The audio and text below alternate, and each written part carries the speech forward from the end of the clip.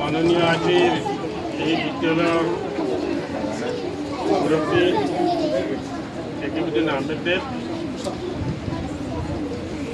শিক্ষক মণ্ডলী আমাৰ এই অঞ্চলৰ মাননীয় ৰাইজ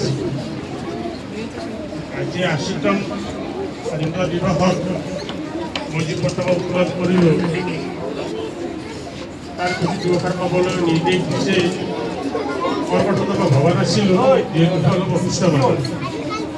তথাপি আমাৰ ভাৰতবৰ্ষখন আগতে ব্ৰিটিছৰ অধীনত আছিল। আমাক ব্ৰিটিছে শাসন কৰিছিল, তেওঁলোকৰ ইচ্ছামতে আমাৰ মানুহক চলাইছিল। আমাৰ মানুহ নিজৰ স্বাধীনতা নাছিল। ১৮৮৫ চনত সেই ব্ৰিটিছৰ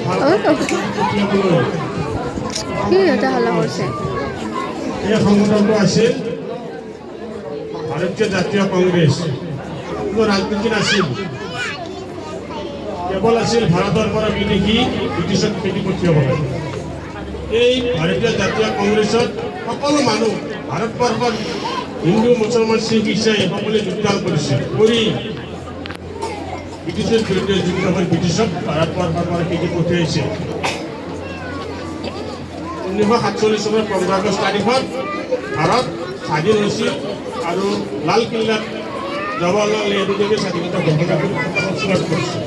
তেতিয়াৰ পৰা আমি আজিলৈকে ভাৰতৰ মানুহে স্বাধীনতা দিৱস উদযাপন কৰোঁ। তাৰ অৰ্থটো হ'ল যে যিসকল ব্যক্তিয়ে এই স্বাধীনতা সংগ্ৰামত নিজৰ জীৱন আহুতি দিছিল সেইসকলক মনত পেলাব।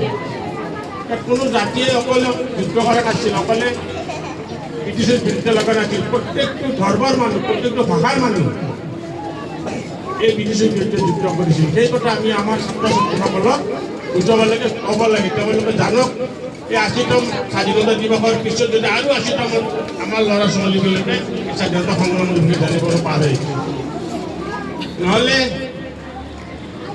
আমাৰ ছাত্ৰ ছাত্ৰীসকলে ভাৰতীয় স্বাধীনতা সংগ্ৰামৰ বিষয়ে বাহিৰত লৈ যাব, অজ্ঞাত হৈ থাকিব আৰু একচাবে তাকে বাহানা কৰি লৈ তেওঁলোকৰ ঘৰত প্ৰচাৰ কৰি থাকিব। এইকাৰণে মই বিশেষ নকওঁ, এটাই কথা বাৰ বাৰ কৈছোঁ যে ভাৰতৰ স্বাধীনতা সংগ্ৰামত ভাৰতবৰ্ষৰ সকলো ধৰ্মৰ মানুহ, সকলো ভাষাৰ মানুহ, সকলো জাতিৰ মানুহে নিজৰ জীৱন দি ভাৰতক স্বাধীন কৰিছিল। সেইকাৰণে আজিৰ এই সুযোগতে সেই শ্বহীদসকলক আমি সোঁৱৰিছোঁ, শ্ৰদ্ধা জনাইছোঁ আৰু তেখেতসকলৰ